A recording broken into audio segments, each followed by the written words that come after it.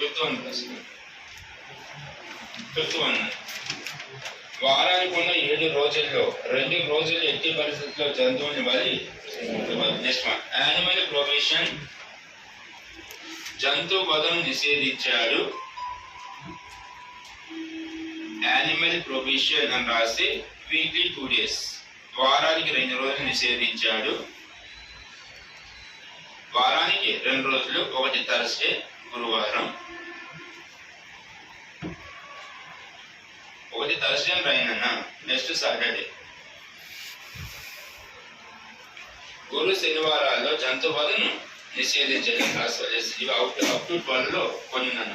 12 లో next question raise చేద్దాం. Point close చేసుకోండి. నెక్స్ట్ పాయింట్, పెట్రోజోరా సిస్టమ్ మోస్ట్ ఇంపార్టెంట్.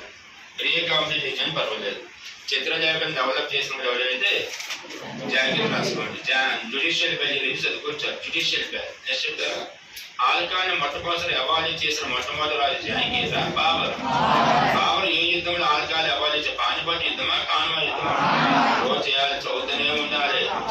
లేదు కాన్వా యుద్ధం. ఏదో క్లియర్ వరకు నేను రెండో కోసం రైజ్ చేస్తున్నా. అక్బర్ చిన్నప్పటి నుంచి జహాంగీర్ పిలిచే పేరు షేక్ బాబా. ఏం పేరు? Jahangir nick name Sheikh Baba. Jahangir nick name Sheikh Baba, called by Akbar.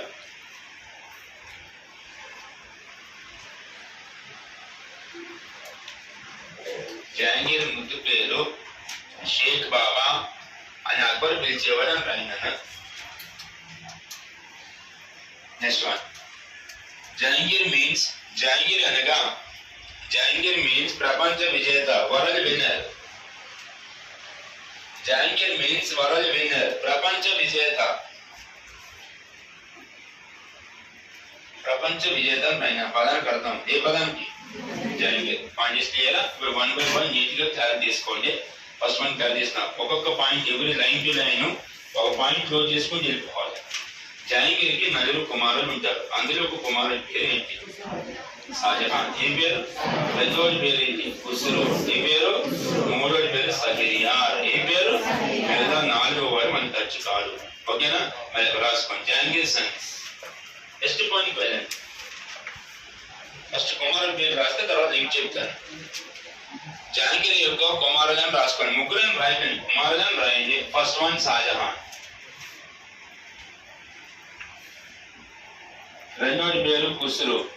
ఖుస్రోని రాసిన పర్వాలేదు, ఖుస్రో ఖాన్ అని రాసిన పర్వాలేదు.